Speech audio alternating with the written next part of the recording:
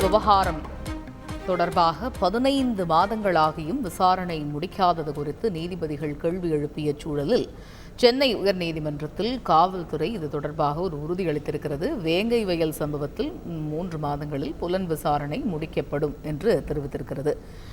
இது பற்றிய கூடுதல் விவரங்களை எமது செய்தியாளர் சுரேஷ் விவரிக்க கேட்போம்.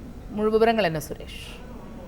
வணக்கம். புதுக்கோட்டை மாவட்டம் வேங்கவேல் கிராமத்தில் மேல்நிலை குடிநீர் தொட்டியில் அசுத்தம் செய்த விவகாரம் தொடர்பான வழக்கை சிபிஐக்கு மாற்ற வேண்டும் என்ற கோரிக்கையுடன் திருவள்ளூர் மாவட்டத்தைச் சேர்ந்த ராஜ்கமல் என்பவர் உயர்நீதிமன்றத்தில் ஒரு பொதுநல வழக்கை தாக்கல் செய்திருந்தார். இந்த வழக்கை விசாரித்த உயர்நீதிமன்றம் இந்த சம்பவம் தொடர்பாக விசாரிக்க ஓய்வு பெற்ற நீதிபதி சத்யநாராயணன் தலைமையில் ஒரு நபர் ஆணையம் அமைத்து கடந்த 2023 மார்ச் மாதம் உத்தரவு பிறப்பித்திருந்தது.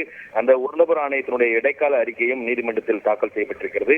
இந்த நிலையில் இந்த வழக்கு தலைமை நீதிபதி கங்கா பூர்வாலா, நீதிபதி சத்யநாராயண பிரசாத் அமர்வில் இன்றைக்கு மீண்டும் விசாரணைக்கு வந்தது. அப்போது மனுதாரர் தரப்பில் இந்த வழக்கில் மாநில அரசு தீவிரம் காட்டாத காரணத்தினால் கிராம மக்கள் இந்த மக்களவைத் தேர்தலை புறக்கணிக்க உள்ளதாக அறிவித்திருக்கிறார்கள் என்று மனுதாரர் தரப்பில் தெரிவிக்கப்பட்டது.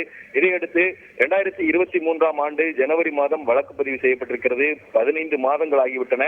புலன் விசாரணையில் ஏன் இவ்வளவு தாமதம்? எப்போது விசாரணை முடிக்கப்படும் என்று நீதிபதிகள் சரமாரியாக கேள்வி எழுப்பினார்கள். இதற்கு சிபிசிஐடி காவல்துறை தரப்பில் உண்மை கண்டறியும் சோதனை, குரல் மாதிரி சோதனை என பல சோதனைகள் நடத்தப்பட்டிருப்பதாகவும் இதுவரைக்கும் 337 சாட்சிகளின் வாக்குமூலங்கள் பதிவு செய்யப்பட்டுள்ளதாகவும் விளக்கம் அளிக்கப்பட்டது.